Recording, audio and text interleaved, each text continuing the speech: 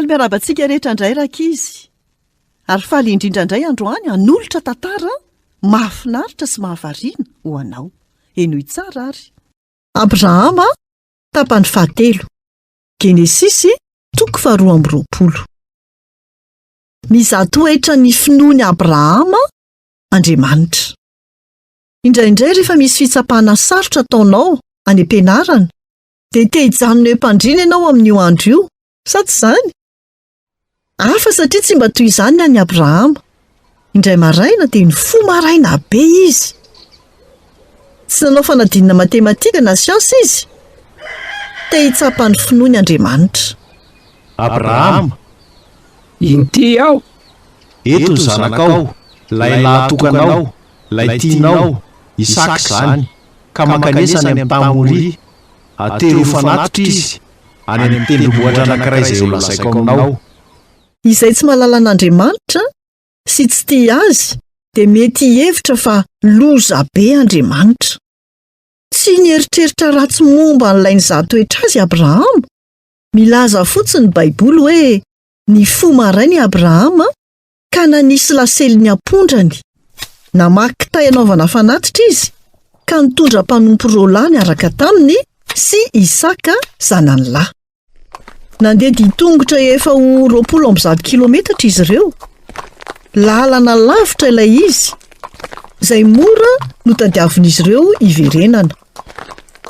Rehefa afaka 3 andro, hitany Abrahama ilay tendrombohitra. Nitodika tany amin'ny mpanompony izy. Mijanona eto miaraka amin'ny ampondra ianareo, fa andeha hivavaka amin'Andriamanitra izaho sy ny zanako, ary rehefa afaka izany dia hiverina izahay. Renao ve izany? Hoy Abrahama, hiverina izahay. Nino mafy izy fa amelona ny Isaka Andriamanitra. Nitondra ny kitay ilay zanany, ary ny ray mpianakaviana kosa no nitondra ny fitoeran-javatra, nisy vainafo sy ny antsy. Dia niara-nandeha izy ireo. Dada, Eny anaka, manana ny kitay sy ny afo isika, fa aiza kosa ny zanak'ondry atao fanatitra? anaka, Andriamanitra mihitsy no ihany momba ny zanak'ondry. Ary rehefa tonga teo amin'ny tany izay nasehon'Andriamanitra azy izy, dia nanorina alitara teo Abrahama ka nandahatra ny kitay hazo. Namatotra ny Isaka zanany lahy izy, ka nametraka azy teo ambony alitara, dia noraisiny ny antsy.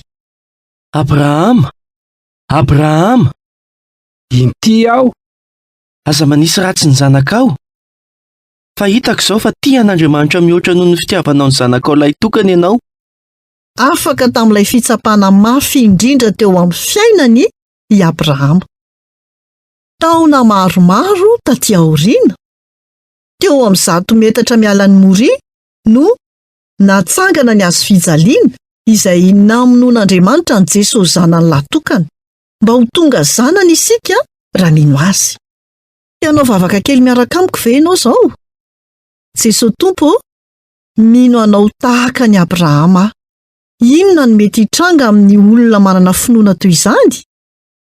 Azo antoka fa avelany handalo fahasahiranana ianao, saingy anohana anao amin'ny tanany mandrakariva izy.